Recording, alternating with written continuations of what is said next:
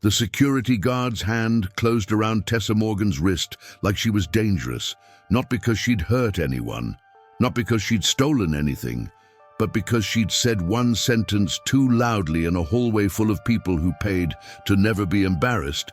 "That bill isn't mine," Tessa said, trying to keep her voice steady while her knees shook.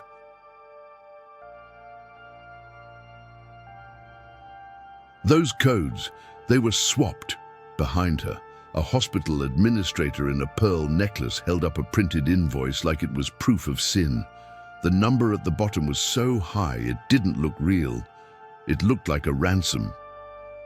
"This nurse attempted insurance fraud," Marianne Vale announced to the packed waiting area, "and she's been accessing restricted records." People turned. Phones rose. Whispers sparked like a match. Across the hall, Tessa's 8-year-old son, Liam, lay on a gurney with an oxygen cannula under his nose, eyes wide with fear. His little fingers clutched a stuffed dinosaur like it was the only stable thing left in the world. Tessa tried to step toward him, but the guard tightened his grip. "Please," Tessa choked. "He's my child. He's waiting for surgery." Marianne's smile was razor-thin. "Not here he isn't." Then a man Tessa had never seen before stepped out of the crowd, tall, calm, dressed too simply to be a donor, but carrying himself like he didn't need permission to enter any room. He looked at the guard, then at Marianne, then at the bill in her hand, and finally he looked at Tessa. "Let her go," he said quietly. Marianne's eyes narrowed. "Excuse me." The man didn't raise his voice. He didn't posture. He simply repeated himself, steady, inevitable. "Let her go. Right now." The guard hesitated, caught between authority and something he couldn't name in the stranger's tone. Marianne straightened. "This is a private matter. Hospital security." The man pulled a slim black card from his pocket and held it up like a badge. "My name is Daniel Crow," he said, voice even. "And as of this morning, I'm the acting chair of your board." The hallway went so silent you could hear Liam's monitor beeping. Daniel's gaze landed on the bill again. "Now," he said, "someone explain to me why you're publicly humiliating the only nurse who just tried to stop a fraudulent charge on her own child. Can you imagine being accused of fraud in front of your sick kid while holding the one piece of paper that proves you're telling the truth?"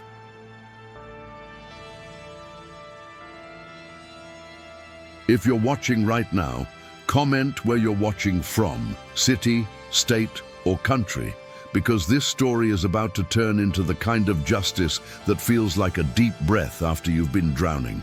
And if you want more long, cinematic stories where powerful people get exposed and the overlooked finally win, make sure you're subscribed. Now let me take you back to how a single mother nurse ended up handcuffed in a hospital hallway, and why a simple printed bill became the most dangerous paper in Westbridge Memorial. It started with a phone call at 2:07 a.m. The kind of call that doesn't ring like a normal sound. It rings like a siren inside your bones. Tessa was asleep on her couch because she'd fallen behind on laundry again, and her bedroom smelled faintly of bleach. Her scrubs were folded over the armrest. Her shoes were still by the door. Life didn't pause for rest anymore. It only shifted locations. Her phone buzzed twice, then lit up with the number she'd taught herself to recognize the way people recognize storms. Westbridge Memorial Pediatrics. She grabbed it so fast, she knocked over a cup of water. "Hello," she whispered, already sitting up, already awake in that horrible way, heart racing before her brain had time to catch up. A calm voice answered, "Ms. Morgan, this is Dr. Ellis from Pediatric Cardiology. I'm sorry to call so late." Tessa's throat tightened. "Is Liam, he's stable?" Dr. Ellis said quickly, "but we need to move sooner than we planned." Tessa sat perfectly still, as if motion might break something. "Sooner how? We had him scheduled for next week," Dr. Ellis continued, "but his latest echo shows the obstruction worsening.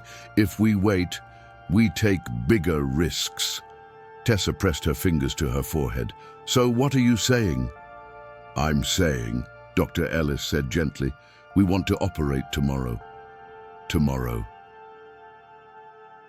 Tessa's mind sprinted through 1,000 things. Childcare, work shifts, the money she didn't have, the fear that lived under her ribs like a second heart. Her voice cracked. "Tomorrow means... It means we need your consent as early as possible," Dr. Ellis said, "and we need the financial clearance team to finalize his authorization." Financial clearance. The words made Tessa's stomach turn, because she'd learned the hospital could save your child and still destroy your life doing it. "I'll be there," she said, already swinging her legs off the couch. "I'll be there in 20 minutes. "Tessa," Dr. Ellis added, softer, like a warning wrapped in kindness, "bring any paperwork you have, all of it." Tessa swallowed. "Why?" There was a pause on the line. Then Dr. Ellis said, "Because there's something in Liam's file that doesn't make sense, and I don't want it to delay him." Tessa's heart clenched. Something in his file. She hung up, grabbed her keys, and moved through her apartment like she was in a dream. She threw on sweatpants, a hoodie, and slipped Liam's favorite dinosaur into her bag out of habit, because she'd learned hospitals were easier when you brought something from home.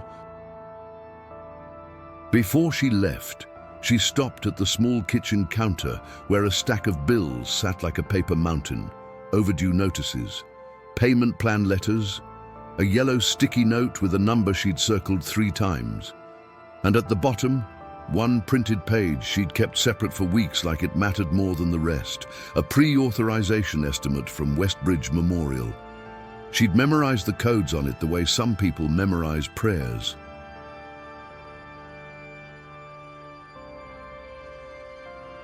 Because sometimes paper is the only protection you have. She shoved it into her bag and ran. The hospital at night smelled like disinfectant and old coffee. The lights were too bright, the hallways too quiet. It was the kind of place where time didn't move normally. It moved in beeps and footsteps and whispered conversations behind closed doors. When Tessa reached the pediatric unit, Liam was awake.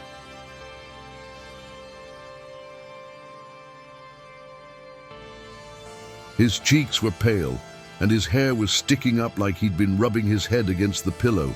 But when he saw Tessa, his face brightened like she was the only safe thing left.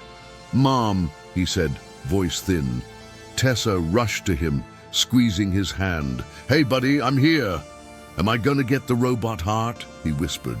Tessa forced a smile. Liam had called it that since he'd seen a cartoon where someone got fixed with a machine. It made it sound less terrifying. "You're gonna get a heart that works better," she said softly. "And then you're gonna beat me at Mario Kart again." Liam smiled faintly. "You always let me win." "No, I don't," Tessa lied, and Liam's eyes crinkled. Dr. Ellis arrived a minute later, tired but focused. He explained the surgery in careful language. He talked about risks and outcomes and recovery like he was laying bricks, each one meant to hold Tessa up. When he finished, Tessa nodded, throat tight. "Do whatever you need to do." Dr. Ellis's gaze softened. "We will. But there's something else." Tessa's stomach clenched again. "The file?" Dr. Ellis glanced down the hallway, then leaned in slightly. "Someone tagged Liam's chart with an insurance identifier that doesn't match the policy you provided." Tessa blinked. "What does that mean?" "It means," Dr. Ellis said carefully, "that if the system thinks he's covered by a different plan, Authorization might get denied, and the surgery could be delayed. Delayed. Tessa felt the room tilt. No, that can't happen. He needs... I know, Dr. Ellis said quickly. That's why I'm telling you now. Go to financial clearance first thing. Bring everything. Tessa swallowed hard. Okay. Dr. Ellis hesitated, then added in a lower voice. And Tessa, don't sign anything new until you understand it. Someone's been pushing rushed approvals lately. Tessa stared at him. Why would anyone? Dr. Ellis shook his head slightly. I don't know. But I don't like it. He left, and Tessa sat beside Liam through the rest of the night, listening to his breathing, watching the monitor, pretending her heart wasn't breaking in slow motion. At 6:30 a.m., she kissed Liam's forehead and told him she'd be right back. She walked to financial clearance, and that's where the real fight started.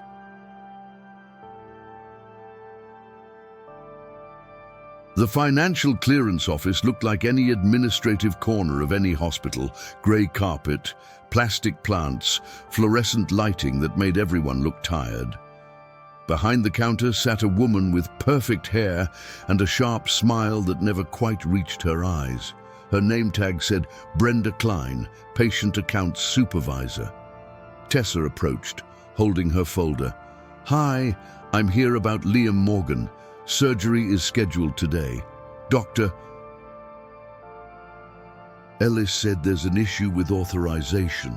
Brenda clicked her keyboard like she was doing Tessa a favor by moving her fingers. She typed. She frowned. She typed again. Then she looked up, and her expression changed, not to concern, but to something closer to suspicion. Ms. Morgan, Brenda said slowly. Our system shows your son is listed under a different coverage identifier. Tessa nodded, already sweating. Yes, that's what Dr. Ellis said. It's wrong. Here's my policy. She slid her insurance card and the pre-authorization estimate across the counter. Brenda took them, barely glanced, and then set them down as if they were dirty. This is unusual, Brenda said. What's unusual? Tessa asked, voice tight. Brenda tilted her head. It shows he's tied to a corporate plan, not a private plan. A plan that belongs to Vale Health Partners. Tessa frowned. Vale, as in Marianne Vale. Brenda's smile sharpened. Our Chief Operations Administrator. Yes. Tessa's stomach dropped. That makes no sense. I don't know her. Brenda tapped the screen. And yet, that's what's here. Tessa swallowed. So fix it. Brenda sighed like Tessa had asked her to rebuild the hospital. We can submit a correction request, she said. But those take time. How much time? Tessa demanded. Brenda shrugged. Could be days. Days. Liam didn't have days. Tessa's fingers curled around the edge of the counter. No, you don't understand. He's scheduled today. Brenda's eyes stayed flat. I understand, but policy is policy. Tessa's voice shook. Then call whoever you need to call. I'm telling you, it's wrong. Brenda's smile turned polite. Ms. Morgan, with respect, when the system shows a corporate plan, it usually means someone attempted to link a patient to coverage that wasn't theirs. Tessa stared. Are you accusing me? Brenda lifted her brows. I'm saying it looks irregular. Tessa's breath came shallow. I'm a nurse. I work here. Why would I? Brenda's gaze flicked to Tessa's worn hoodie and tired face.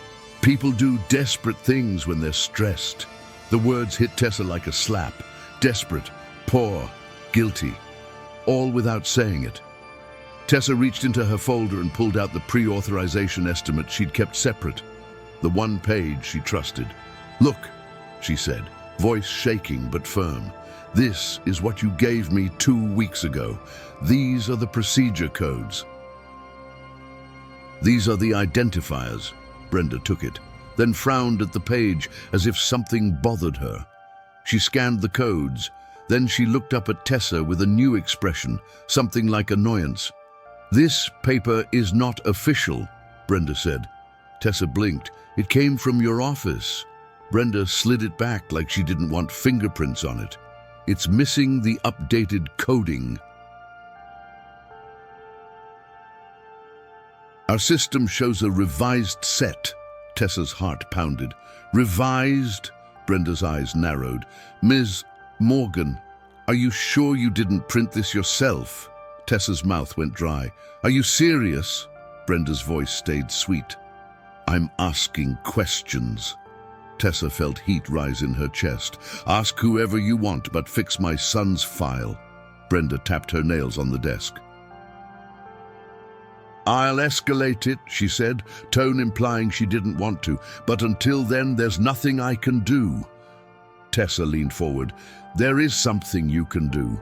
You can click unlink and correct coverage." Brenda's smile tightened. "That's not within my permission level." Tessa stared at her, disbelieving. "You supervise accounts." Brenda shrugged. "Permissions are restricted now. New directives from upstairs." Upstairs. Tessa's stomach turned because she knew exactly what upstairs meant. It meant Marianne Vale, the administrator whose name was now attached to Liam's file like a parasite. Tessa took a breath and did what she always did at work when the room was spinning. She went still, she lowered her voice, and she held on to the one thing she knew was true. "Brenda," Tessa said quietly, "I'm not leaving this counter until my child's surgery is cleared. Tell me who can fix it." Brenda's eyes flashed with irritation. Then she stood. "I'll call someone," she said. She walked into the back office and shut the door. Tessa stood there, shaking, listening to her own breathing. A few minutes later, Brenda returned. And behind her, walking with the smooth confidence of someone who expected rooms to shift for her, was Marianne Vale. Marianne wore a cream blazer over black slacks, as if she'd decided to look expensive even in a hospital at dawn. Her hair was perfect. Her expression was polite, but her eyes held something colder. "Tessa Morgan," Marianne said, voice smooth. "I've heard you're causing a disruption." Tessa blinked. "I'm trying to fix my son's file." Marianne smiled faintly. "Yes, your son." Her gaze moved over Tessa like she was assessing a piece of furniture. "Brenda," Marianne said without looking away, "print the billing summary." Brenda nodded quickly and started typing. Tessa's heart pounded. "Why is your corporate plan attached to my child?" Marianne's smile didn't move. "It's not my plan. It's the hospital's partner plan." "Sometimes identifiers get mixed. Then unmix it," Tessa snapped. Marianne's eyes sharpened. "Excuse me." Tessa swallowed, forcing herself to stay steady. "He's scheduled for surgery today. Fix it." Marianne tilted her head as if amused. "You're telling me what to do in my hospital?" Tessa's cheeks burned. "I'm telling you my child needs care." Marianne's expression cooled. "Your child will receive care when the file is correct, and you're the one who can correct it," Tessa said, voice shaking.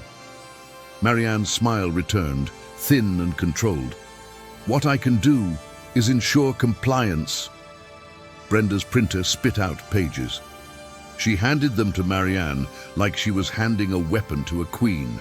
Marianne scanned the paper, then lifted it so Tessa could see. The total due number was obscene. 6 figures.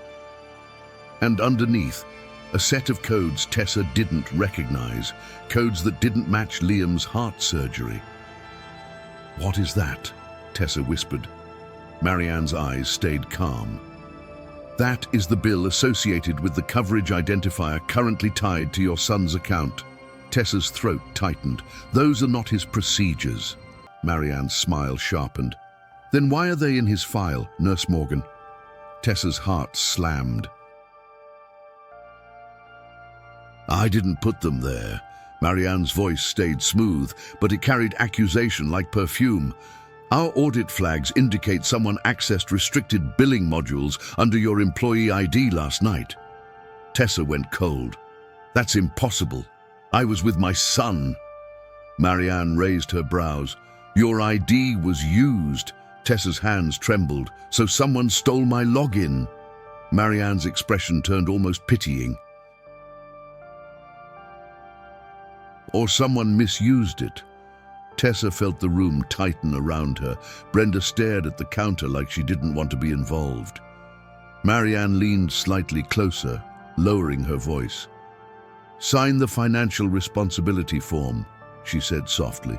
Agree to the payment plan, then we'll see what we can do about authorization timing.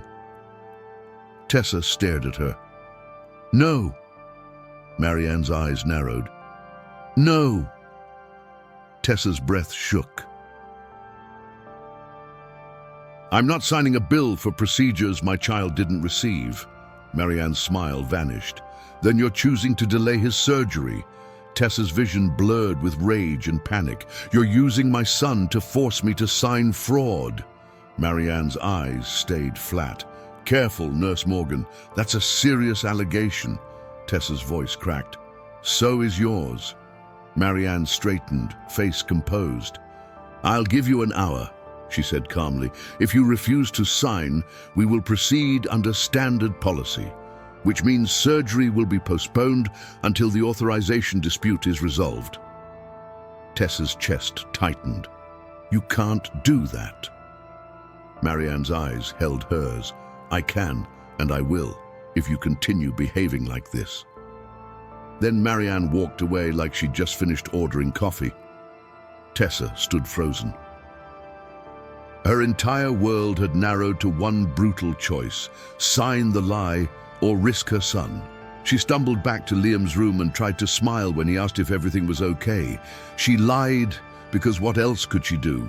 At 8:12 a.m., her phone buzzed with a message from an unknown number. Stop fighting. Sign. Your kid needs you to cooperate. Tessa stared at the screen, blood turning cold. They weren't just pressuring her. They were watching her. And suddenly, Dr. Ellis's warning made sick sense. Someone was pushing rushed approvals lately. Not for paperwork, for silence. Tessa sat in the bathroom stall down the hall and tried to breathe. She didn't cry. She couldn't afford to. She reached into her bag and took out the pre-authorization estimate again. She stared at the codes. Then she noticed something she hadn't noticed before. A tiny red stamp in the corner. Not a normal stamp, not the standard patient accounts mark. This one read, Internal Audit, Hold. Tessa's heartbeat jumped. Hold. She remembered Dr. Ellis had said, bring all paperwork. And she remembered something else, something her favorite charge nurse used to say when the hospital felt like a storm. Stay calm. Keep the paper. Althea Brooks. Althea was the kind of nurse who could silence a loud doctor with one look and then tuck a blanket around a scared kid's shoulders like she was their auntie. She'd been Tessa's mentor since Tessa started at Westbridge, and she had the quiet authority of a woman who'd seen every kind of lie. Tessa stood and walked straight to Althea's station. Althea looked up and immediately saw Tessa's face. What happened? She asked softly. Tessa swallowed. They're trying to make me sign something. They say my ID accessed restricted billing. They attached Vale's corporate plan to Liam. They're saying surgery gets delayed unless I cooperate. Althea's eyes hardened. Who said? Marianne Vale, Tessa whispered. Althea exhaled, slow. Of course it was. Tessa pulled out the estimate with the red stamp. And this says internal audit, hold. Do you know what that means? Althea took it carefully, eyes narrowing. Then she got very still. "Tessa," she said, voice low, "where did you get this?" "From financial clearance weeks ago," Tessa said. "Brenda gave it to me." Althea looked around, then leaned closer. "That stamp isn't supposed to be visible to patients," she murmured. Tessa's stomach dropped. "So, it's real?" Althea nodded slightly. "It means someone flagged Liam's account for audit review. It means someone suspected something." Tessa's voice shook. "Who?" Althea hesitated, then said quietly, "There was an auditor here last month. New hire, smart, asked too many questions. She was reassigned suddenly." Tessa's heart pounded. "Reassigned where?" Althea's mouth tightened. "No one knows. One day she was here, next day her badge didn't work." Tessa felt cold spread through her arms. "So, people who ask questions disappear." Althea's eyes held hers. "In this building, paperwork disappears first, then people do." Tessa swallowed hard. "What do I do?" Althea tapped the red stamp. "You keep this. You don't sign anything. And you don't go into an office alone." Tessa's breath caught. "But Liam..." Althea's voice softened. "We're not letting Liam suffer. You hear me?" Tessa's eyes burned. "How?" Althea straightened and looked down the hall toward administrative offices. "We find someone who isn't afraid of Marianne Vale." Tessa's stomach tightened. "Does that person exist?" Althea's gaze sharpened. "Maybe." Then Althea did something that made Tessa's heart jump. She reached into her pocket and pulled out a small, beat-up first aid tin, the kind staff kept with band-aids and alcohol wipes. She set it on the counter and slid it toward Tessa. "Open it," Althea said softly. Tessa frowned. "Why?" Althea's eyes flicked around again, checking who was listening. "Because somebody left this in my locker last night with a note that said, if they target the nurse, she's the one who can finish it." Tessa's hands trembled as she opened the tin. Inside, beneath gauze and blister packs, was a tiny flash drive taped to the bottom. A teddy bear sticker covered one corner, like someone was trying to make it look harmless. Tessa's breath stopped. "Althea, what is this?" Althea's voice lowered. "I don't know, but I know who left it." Tessa's eyes widened.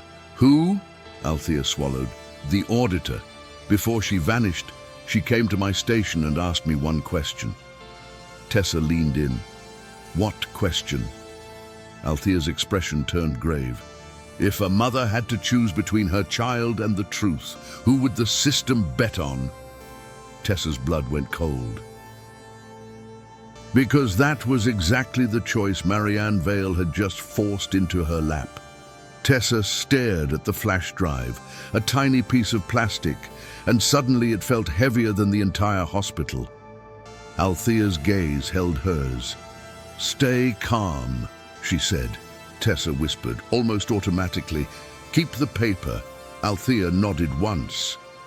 "That's our mantra today. Stay calm. Keep the paper." Tessa swallowed hard. "But what do I do with the drive?" Althea exhaled slowly. "We find someone with power who doesn't belong to Marianne." Tessa's voice shook. "And if we can't," Althea's eyes turned sharp, "then we make Marianne regret betting on your fear." By noon, Liam's surgery had been delayed pending authorization review. That's how they phrased it, as if it was a natural weather event, as if it wasn't a choice made by a woman in pearls. Liam tried to be brave, but by afternoon he was quiet, staring at the ceiling with a look that made Tessa feel like her heart was being squeezed.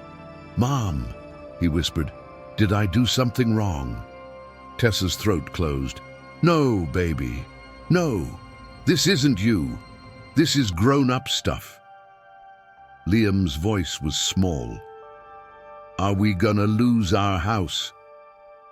Tessa's eyes burned. She had never told him that. She had tried so hard to keep adult fear out of his little world, but kids feel truth the way animals feel storms. Tessa squeezed his hand. "No," she lied again, and hated herself for it. When Liam fell asleep, Tessa walked into the hallway and leaned against the wall, breathing hard. She felt trapped, and that's exactly when Marianne Vale appeared again. Marianne approached like she was walking into a meeting, not like she was walking toward a mother whose child was being held hostage by bureaucracy. "Have you reconsidered?" Marianne asked softly. Tessa's hands trembled. "You delayed my son." Marianne's smile was calm. "Policy delayed him." Tessa's voice rose, cracking. "You did." Marianne's eyes cooled. "Nurse Morgan, do not confuse your emotions with facts. Your employee ID accessed restricted modules. A corporate plan was linked. Those are facts." Tessa swallowed hard. "And you're using those facts to force me to sign a bill you know is wrong." Marianne leaned slightly closer, her perfume sharp. "I'm offering you a way out." Tessa's eyes burned. "What kind of way out requires a lie?" Marianne's smile didn't move. "The kind that keeps your child alive." Tessa flinched, like she'd been struck. Marianne's voice dropped, softer, crueler. "Sign by end of day, or we begin formal review of your license, your access privileges, and your employment. And Ms. Morgan." She glanced toward Liam's room. "If your child's treatment is delayed because you refuse to cooperate, some people might call that neglect." Neglect. The word landed like poison. Tessa's blood went cold. "You wouldn't." Marianne's eyes stayed calm. "Don't test what I would do." She walked away. Tessa stood shaking, staring at the floor, trying not to break apart in the hallway.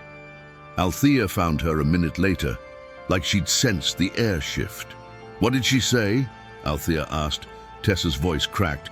"She threatened me with neglect." Althea's jaw tightened.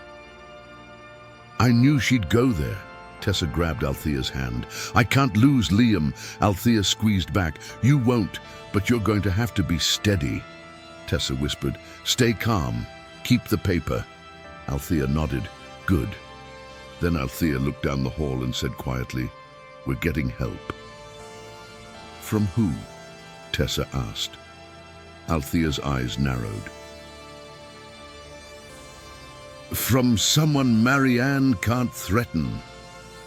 That evening, Tessa sat in her car in the parking garage and stared at the flash drive. She didn't have a laptop. Her old one died last year. She thought about taking it to the police. Then she pictured Marianne's smile and realized Marianne likely had friends in places you didn't want her to. So Tessa did the only thing she could think of.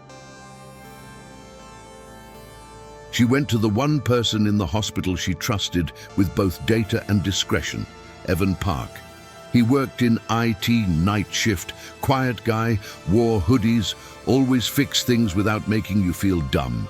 Tessa found him in a cramped office behind a door marked "Authorized Personnel Only." Evan looked up, startled. "Tessa, you okay?" Tessa swallowed. "No, I need a favor. And if you say no, I'll understand." Evan's eyes sharpened. "What's going on?" Tessa pulled out the flash drive. "Can you check what's on this? Off network. No logging, no system access. Just open it." Evan stared at it, then at Tessa's face, and his expression tightened with concern. "Where did you get that?" he asked. Tessa hesitated. "From someone who disappeared." Evan's mouth went dry. "Okay." He locked the door, pulled out an old laptop from a drawer, and unplugged the Ethernet cable like he'd done this before. He booted it up slow, then he plugged in the drive. The laptop whirred. A folder popped up. Inside were spreadsheets, scanned invoices, access logs, and a video file labeled "Vale Walkthrough au Fawn Toe." Evan clicked an access log. His eyes widened. Tessa, he whispered. These are system admin logs. Tessa's heartbeat jumped. What does that mean? It means whoever collected this had access, Evan said. Real access. He opened a spreadsheet. Rows and rows of patient accounts. Columns labeled original code, swapped code, billing team, approver, insurance claim status. Evan scrolled. Tessa's stomach turned. These weren't mistakes. This was a machine.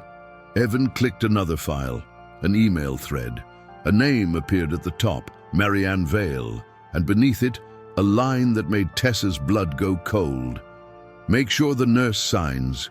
If she refuses, freeze her access and flag her ID for restricted module use. She'll fold when it's her kid. Tessa's vision blurred. Evan's jaw clenched. Oh my God! Tessa gripped the edge of the desk. This is proof. Evan nodded slowly.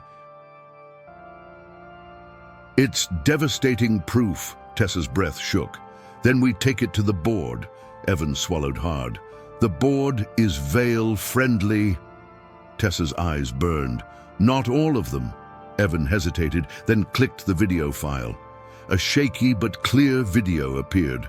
It showed a hallway outside financial clearance. Marianne Vale walking with Brenda Klein, talking quietly. The audio wasn't perfect, but it was enough. Marianne's voice.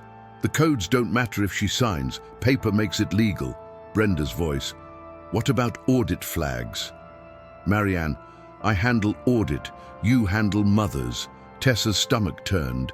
Evan paused the video and looked at Tessa. This is blackmail and fraud, and this is going to blow up. Tessa's hands shook. Good. Evan's face tightened.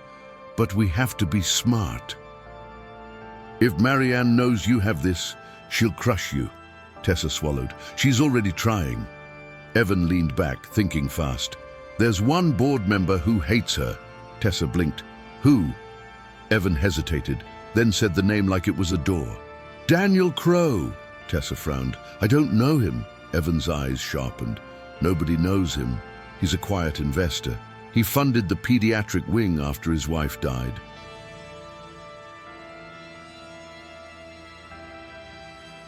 He doesn't do galas. He doesn't do photo ops. He does audits. Tessa's heartbeat jumped. How do I reach him? Evan exhaled slowly. He volunteers sometimes, under a different name. Tessa stared. Why would a billionaire volunteer undercover? Evan's voice lowered. Because he doesn't trust this hospital anymore. Tessa's breath caught. Then she thought about the red stamp on her paper. Internal audit. Hold. Maybe someone had been trying to warn her, and maybe someone with power had been waiting for the right proof. Tessa swallowed hard. Find him. Evan nodded once. I'll try. Tessa left the IT office with her hands shaking but her spine a little straighter. Stay calm. Keep the paper. She had the paper. Now she needed the power. The next morning, Marianne Vale made her move.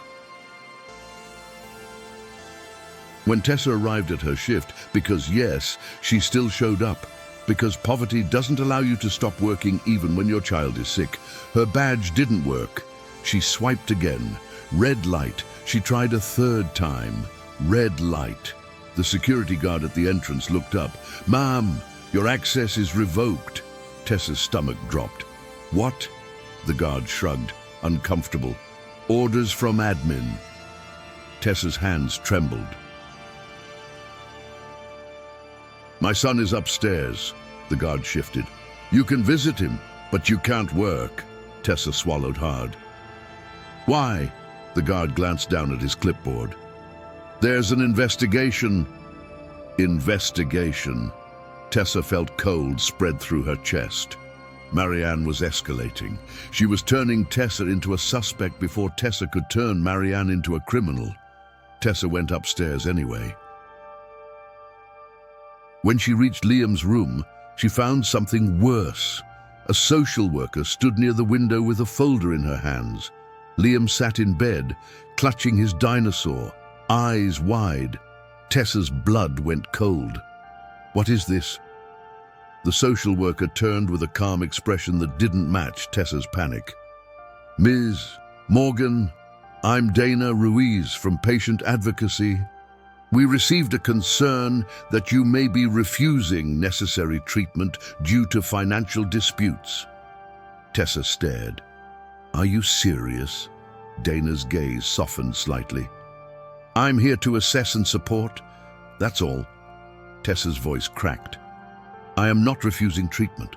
The hospital delayed surgery because they're trying to force me to sign something fraudulent. Dana blinked, surprised. That's a serious accusation. I know, Tessa said, swallowing hard, and I can prove it. Dana hesitated. Do you have documentation?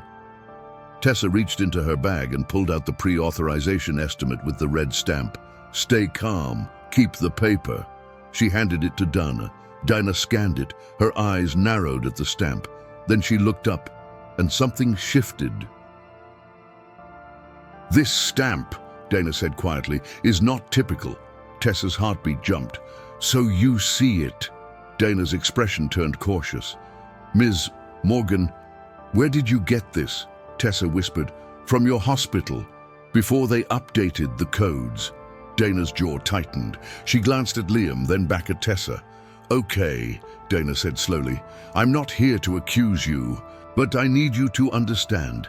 If administration is pushing a narrative about neglect, you need protection. Tessa swallowed hard. Then help me. Dana hesitated, then lowered her voice.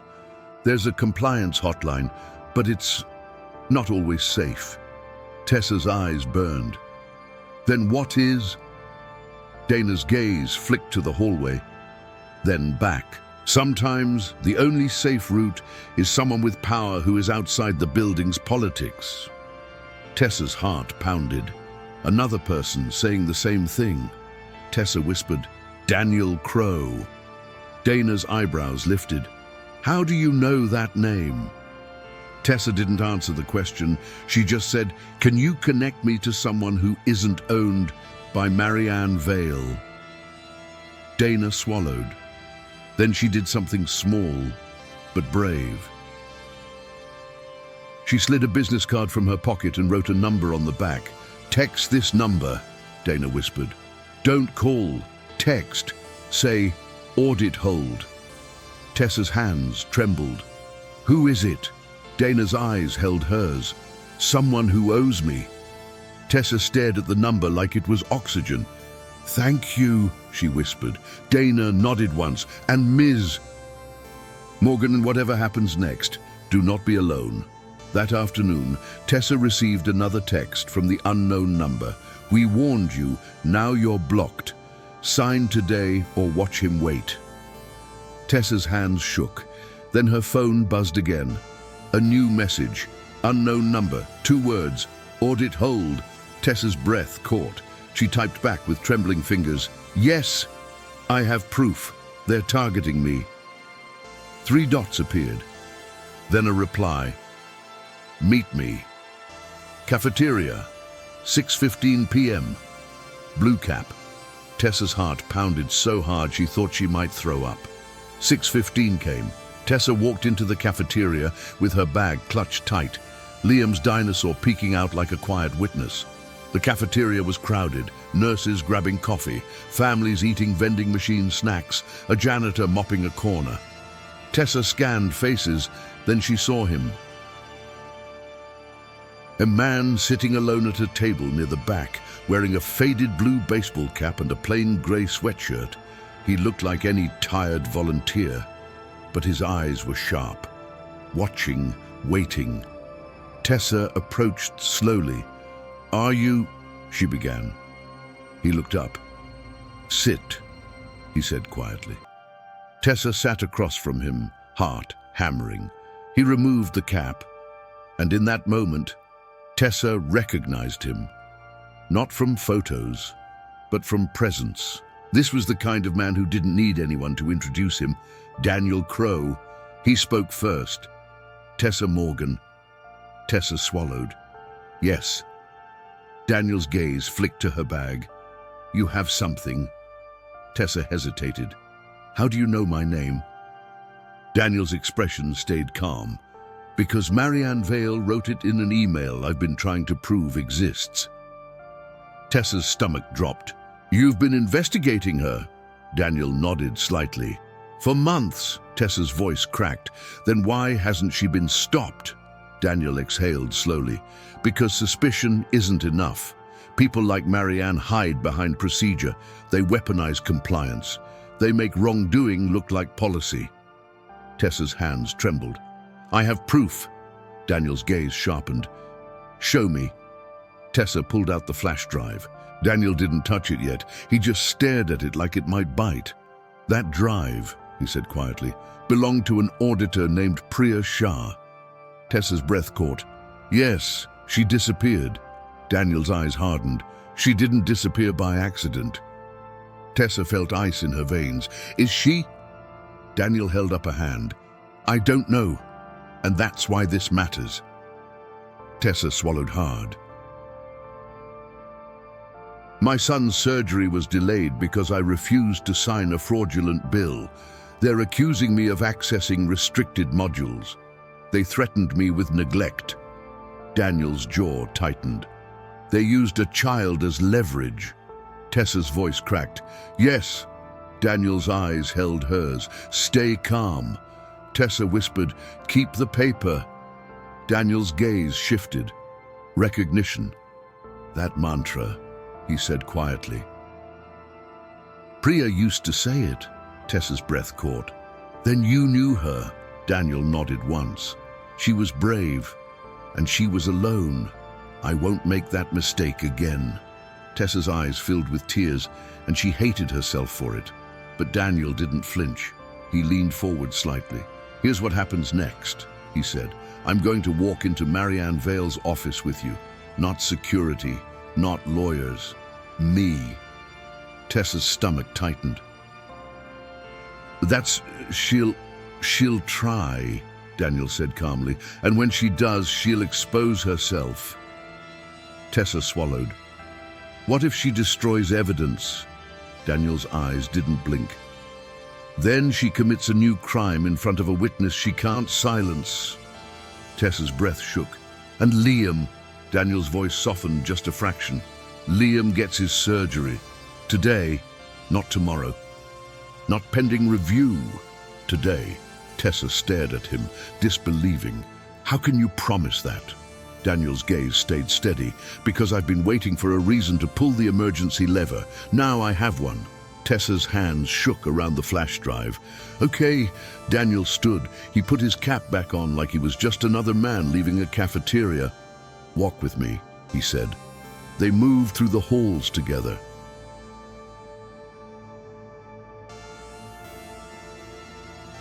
And Tessa realized something as people stepped aside without knowing why. Power doesn't always announce itself. Sometimes it just enters a hallway and the air changes. Marianne Vale's office was on the administrative floor, where the carpet was thicker and the art on the walls looked expensive enough to make you feel small. Her assistant looked up when Daniel and Tessa approached. Can I help you? The assistant asked, polite and stiff. Daniel didn't slow. Open the door, he said. The assistant hesitated. I'll need to check. Daniel's voice stayed calm. Now. The assistant swallowed and tapped a keycard. The door clicked open.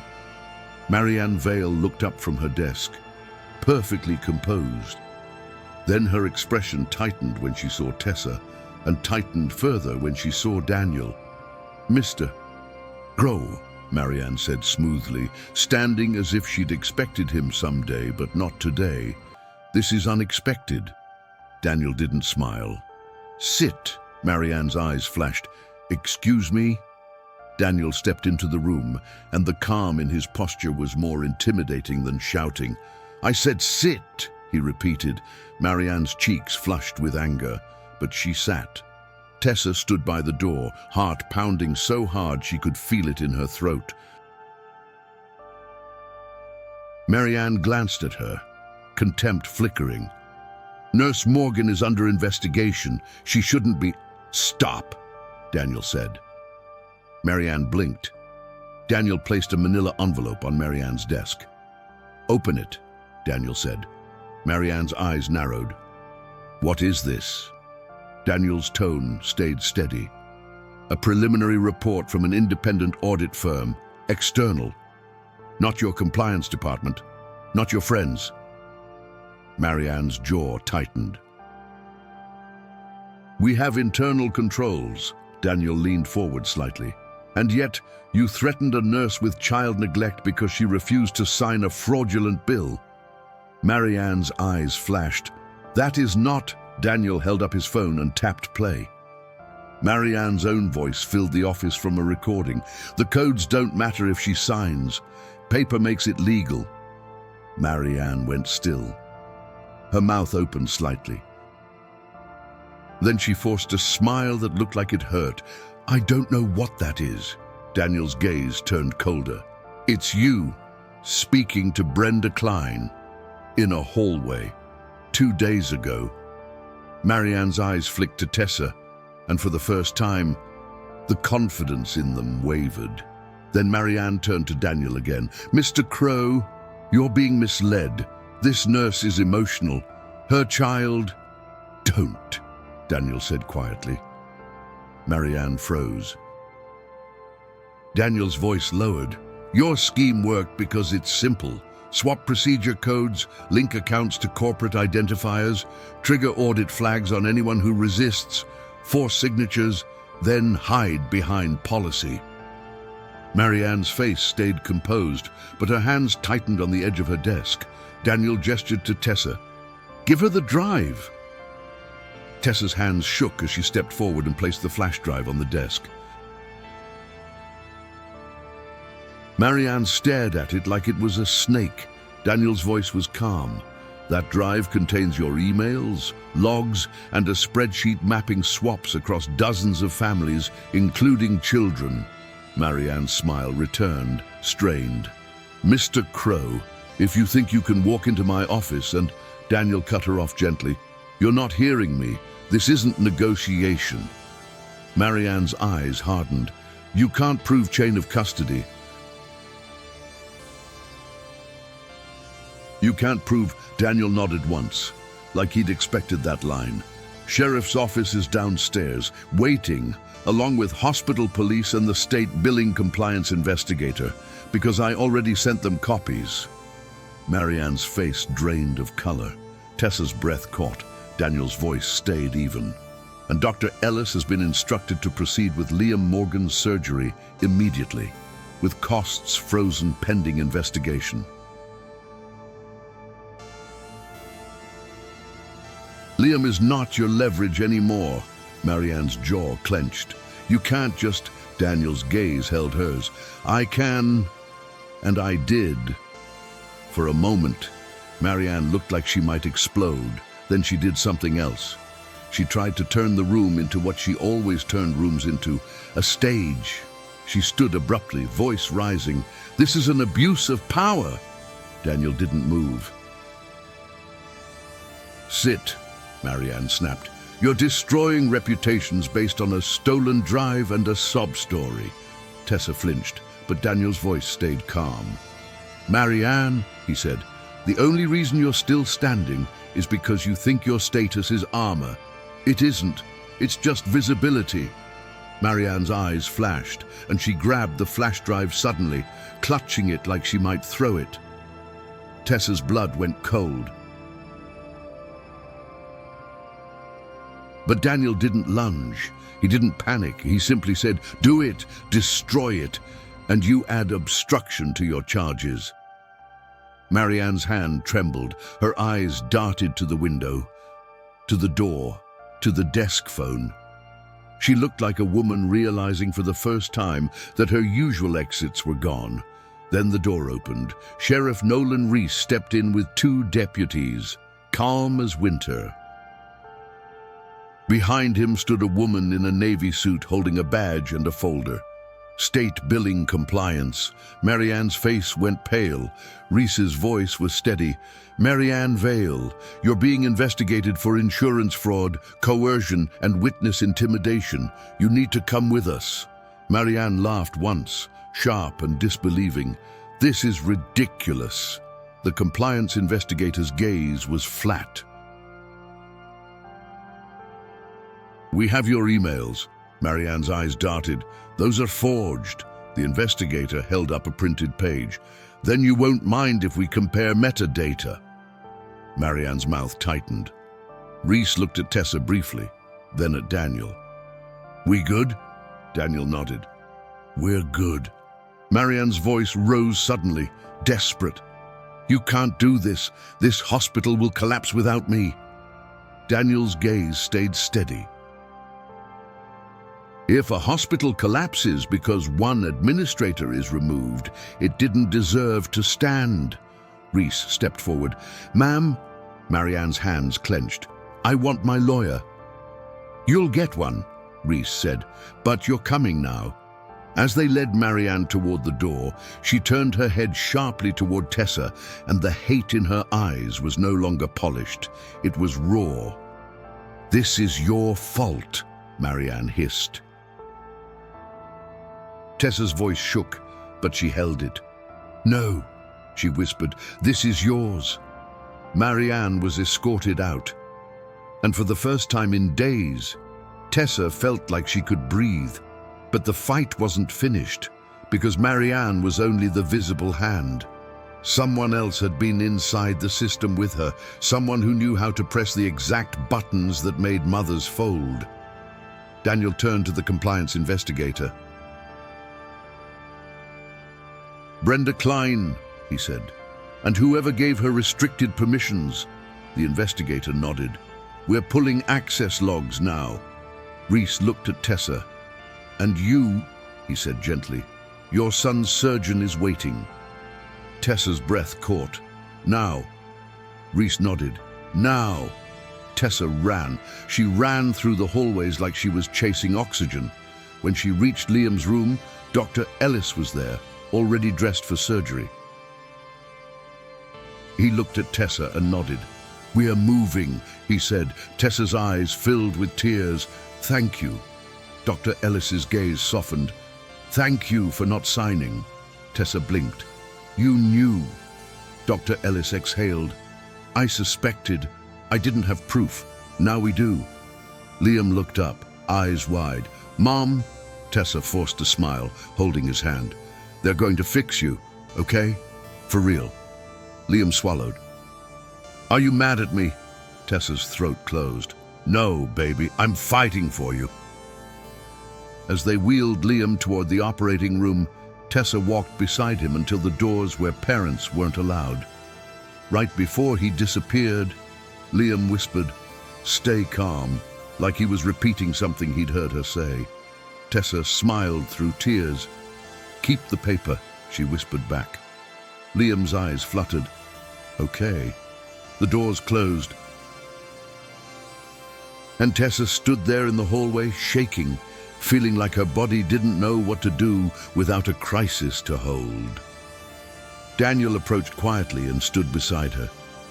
He didn't touch her. He didn't offer cheap comfort. He simply stood there like a wall between her and the chaos. "You did what most people can't," Daniel said softly. "You didn't fold." Tessa's voice cracked. "I almost did." Daniel nodded. "That's what makes you real." Tessa stared at the floor. "Is it over?" Daniel's gaze stayed on the doors. "For Liam, it will be," Tessa swallowed. "And for the hospital." Daniel's voice lowered. "That depends on who else we find." Hours later, Liam came out of surgery stable. Dr. Ellis told Tessa it went well. Tessa sobbed into Althea's shoulder in the hallway, shaking with relief. Althea held her tight. "You see," she murmured, "steady wins." Tessa whispered, "Stay calm. Keep the paper." Althea nodded. "That's right."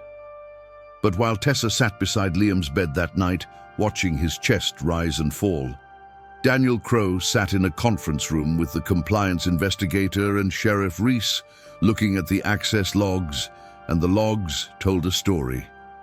A second name kept appearing in the approvals. A physician's sign-off? Dr.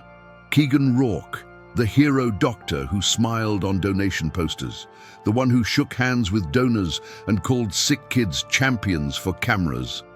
Reese tapped the file. He's on a lot of these. The compliance investigator nodded. He had permissions he shouldn't.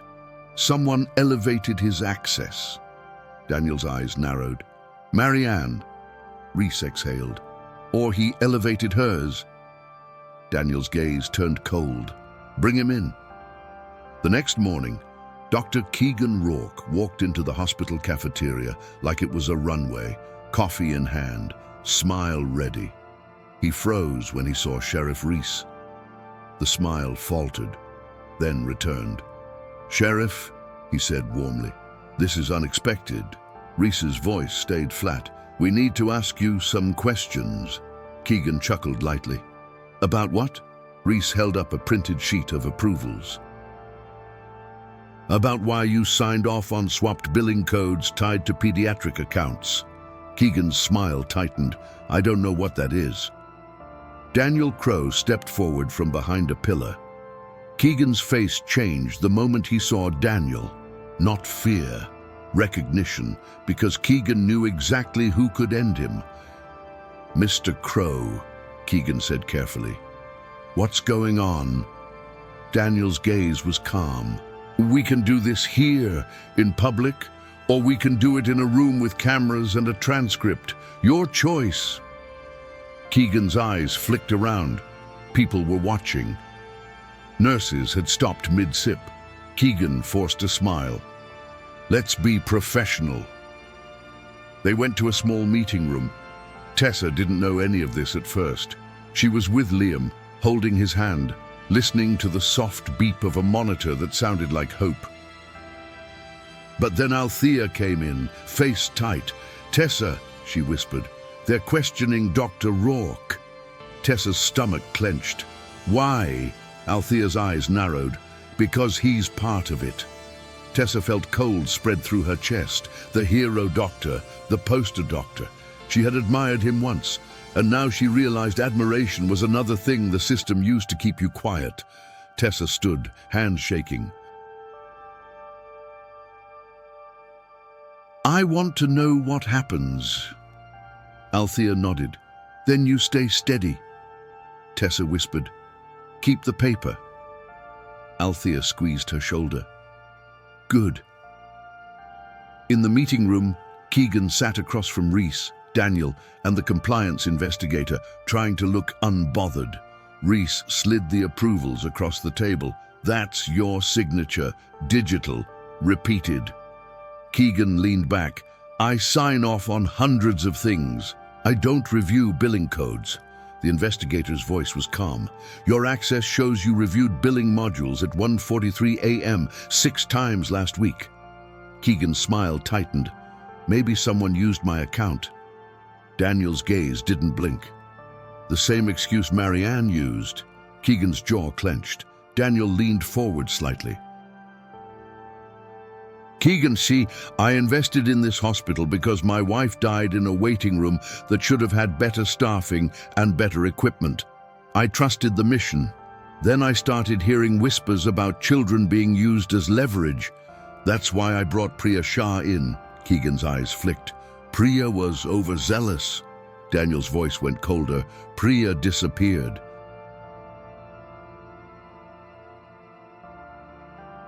And the day she vanished, your approval spiked. Keegan's smile vanished. You don't know what you're implying. Reese's voice stayed steady. We're implying fraud, coercion, and possibly more. Keegan laughed once, bitter. You think you can pin this on me because the admin fell? Daniel's gaze held him. I think you did what predators do. You hid behind white coats and charity photos. And you assume mothers would be too afraid to fight. Keegan's eyes flashed. This hospital saves lives? Daniel nodded. It does, and that's why what you did is unforgivable. The investigator slid a new sheet across the table, a screenshot from the drive, a message thread, Keegan's name at the top, a line that made the room go silent. Target the ones with sick kids. They sign fastest. Keegan went still. His throat worked like he was swallowing glass. Reese watched him.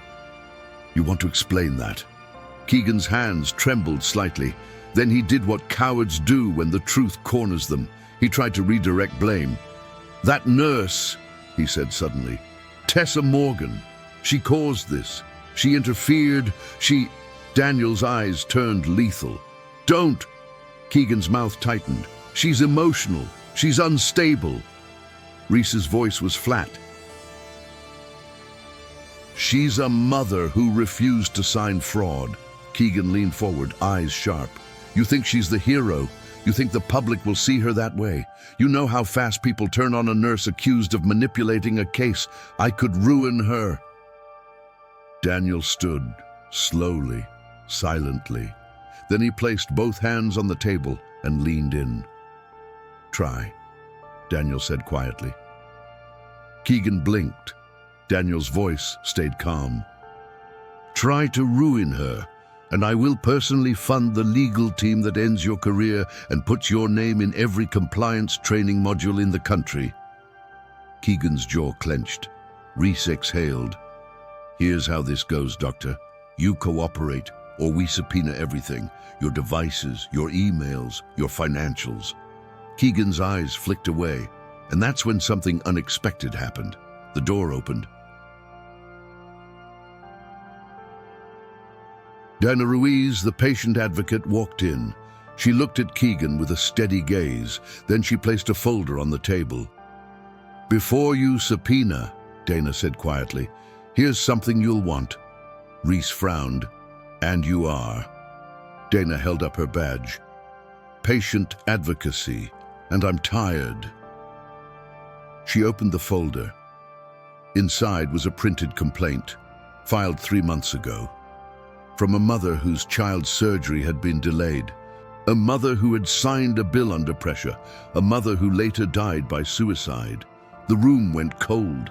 Tessa wasn't there to hear it, but Daniel's face changed. Reese's jaw tightened. The compliance investigator's eyes softened in a way that suggested she had children too.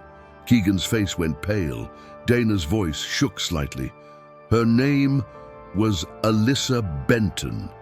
She wrote that Dr. Rourke and Marianne Vale threatened her with neglect.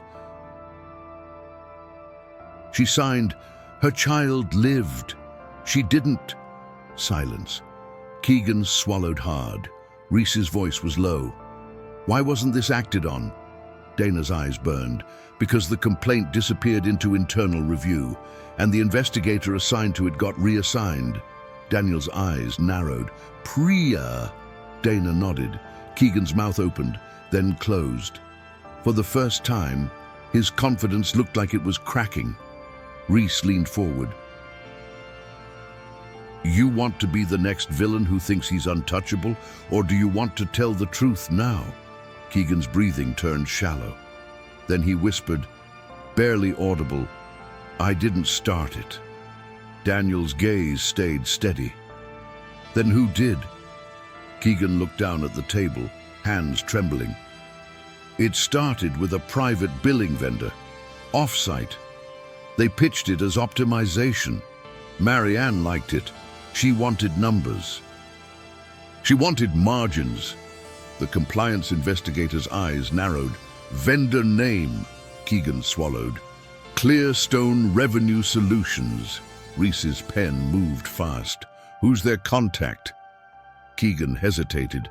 Daniel's voice lowered. Keegan, if you hold back now, you become the thing you claim you aren't. Keegan's shoulders sagged. He whispered, my brother. Silence hit the room like a wave. Reese blinked. Your brother works for the vendor. Keegan nodded faintly. He's regional director. He said it was legal if the signatures were collected. He said the system was built for it. Daniel's jaw tightened. So you sold Mother's fear to protect your family? Keegan's eyes filled with tears, real, ugly, unwanted. I thought it was just paper, he whispered. I thought no one would get hurt. Dana's voice shook with fury. Alyssa Benton got hurt. Keegan flinched. Reese stood. Dr. Keegan Rourke, you're under arrest pending investigation and you're coming with us. Keegan whispered, my patients. Reese's voice stayed firm. Your patients deserve better. Keegan was led out, and the hospital finally felt like it had shifted back toward the people who did the real work, back toward nurses, back toward mothers, back toward truth. When Daniel told Tessa what had happened, he did it gently. He met her in the pediatric hallway while Liam slept. He didn't bring cameras, he didn't bring applause, he just brought facts. Tessa listened, hands shaking, mouth dry. When he finished, she whispered, so it was bigger than Marianne. Daniel nodded. Yes. Tessa's voice broke. They used kids. Daniel's eyes hardened. Yes. Tessa stared at the floor. What about the mothers who signed? Daniel's voice softened. We're finding them. We're freezing collections. We're refunding what was stolen. And we're creating an independent oversight line that doesn't answer to hospital administration. Tessa swallowed. And me? Daniel's gaze held hers. Your badge access is reinstated. Your record is cleared. And if anyone tries to stain your name, they answer to me. Tessa's eyes filled with tears and she hated it, but this time the tears weren't shame, they were release. Daniel hesitated, then said quietly, you did something Priya couldn't finish, and you did it while carrying a child in your arms? Tessa's voice shook. I just didn't want Liam to suffer. Daniel nodded. That's what made you dangerous to them. A week later, the story broke publicly, not in a gossip blog first, in a press conference. Daniel stood at a podium beside Sheriff Reese and the state compliance investigator. He didn't smile. He didn't take credit. He named the fraud, named the vendor, named the arrests, named the restitution plan. Then he did something that made every reporter lean forward. He invited a nurse to speak.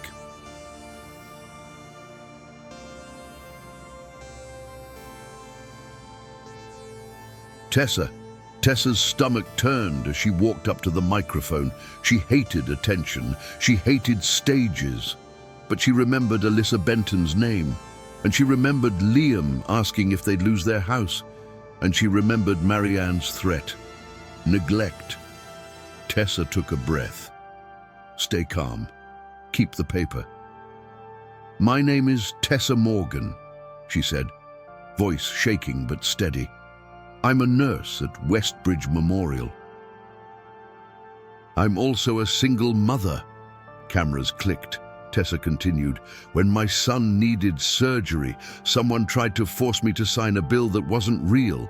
They told me if I refused, my child would wait. They told me I could be reported for neglect. A murmur rippled through the crowd. Tessa's voice steadied. I'm standing here because I didn't sign, but there are families who did, and they're not weak. They're not foolish. They were scared. They were pressured. They were targeted. She paused, swallowing tears. And I want to say something, she continued, eyes scanning the room, imagining mothers watching at home. If you're ever in a system that makes you feel small and rushed, don't panic. Ask for paper. Keep copies. Take names, because truth doesn't always arrive loud.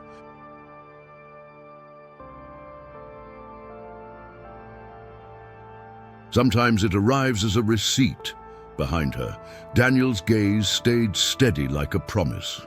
Tessa finished. My son is recovering, and that's what matters to me. But what also matters is that no one else's child becomes leverage ever again. She stepped back. The press conference ended, but the community didn't. That night, as Tessa sat beside Liam's bed at home, real home, not a hospital room, Liam looked up at her, sleepy. Mom, he whispered. "Are the bad guys gone?" Tessa smiled softly, brushing his hair back. "Some of them," she said, "and the ones left are being watched." Liam's eyes fluttered. "Are we safe?" Tessa swallowed, heart tight. She thought about the system, about how quickly it could twist. Then she thought about the people who had stood with her: Althea, Dana, Evan, Sheriff Reese, and Daniel Crowe, the man who had power and chose to use it like a shield instead of a weapon. Tessa whispered, "We're safer because we held the line." Liam smiled faintly. "Stay calm," he murmured. Tessa smiled through tears. "Keep the paper." Liam fell asleep. In the weeks that followed, restitution checks went out. Collections froze. The vendor contract was terminated and investigated. A hotline was launched, external audited, protected, and Westbridge Memorial finally had to face what it had become. Marianne Vale and Dr. Keegan Rourke were charged. Brenda Klein resigned and later cooperated, naming names, providing access, choosing truth once it became too expensive to lie. And one afternoon, Tessa walked into the hospital not as a suspect, not as the emotional mother, but as a nurse with her badge shining under the lights. She passed the financial clearance office. Brenda's chair was empty. A new sign hung on the wall: Patient Billing Advocacy Desk. Questions welcome. Tessa stopped, staring at it. Althea walked up beside her. "You did that," she said softly. Tessa shook her head. "We did," Althea smiled. "That's how it's supposed to be." Tessa exhaled. For the first time in months, her chest didn't feel like it was being squeezed. Justice didn't erase what happened. It didn't give Alyssa Benton back her life. But it did something important. It made the powerful pay for what they tried to hide, and it made the vulnerable visible. If you were Tessa, would you have signed to save time? Or would you have refused and risked the delay? Team sign to protect the kid, or team refuse and expose the fraud?